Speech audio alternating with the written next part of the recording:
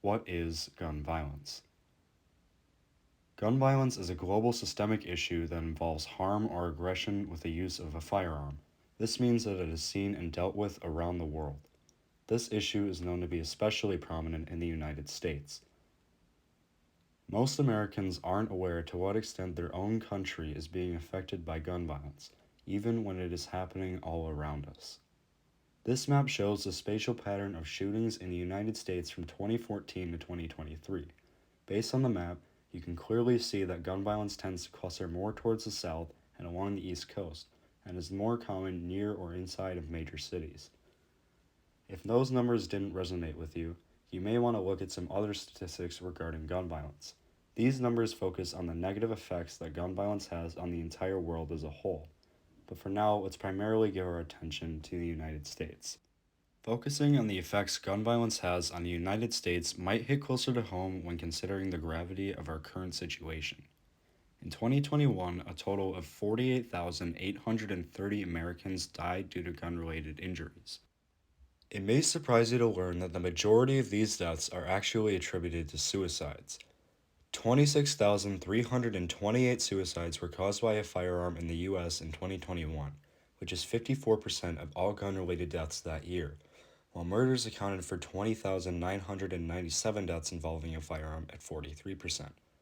And as we can see from this graph, these rates have more than doubled since the late 1960s and show no sign of slowing down.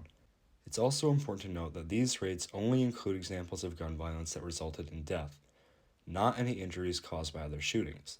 There is an overwhelming number of cases of gun violence that have resulted in injury in the United States alone, with about 40,000 additional victims to add to the already massive amount of people who suffer through these kinds of shootings.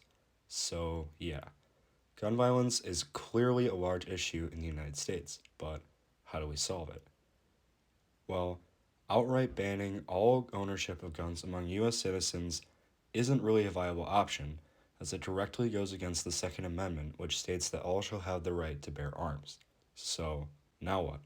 Well, many attempts have already been made to try and restrict the allowed possession of specific types of guns among US citizens while still allowing simple firearms for protection, but none of them have really stuck.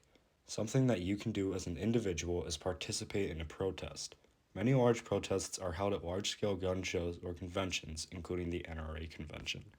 The NRA, or National Rifle Association, is a group that supports the public ownership of any kind of firearm. However, many of these firearms aren't your typical pistol or hunting rifle. The NRA often encourages the idea of large machine guns and other heavy artillery that make you question if these weapons are actually being used as self defense, as the Second Amendment suggests.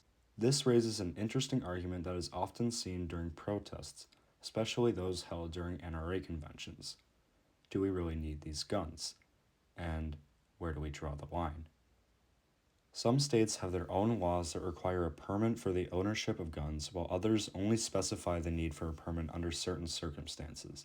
And as we can see from this map, the majority of US states don't even require a permit to own a gun. This is concerning because it allows people without proper experience and education to handle and sell firearms. In fact, 32 out of 50 US states don't require a background check for private sellers during a transaction with a firearm, which means criminals can get their hands on guns very easily, as well as inexperienced owners. For reference, almost 40% of all gun owners don't have the proper training or education to handle and operate a firearm.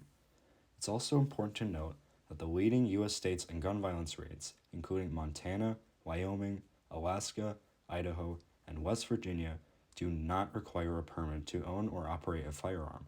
This clearly suggests a direct connection between the enforcement of a permit and gun violence rates within a state.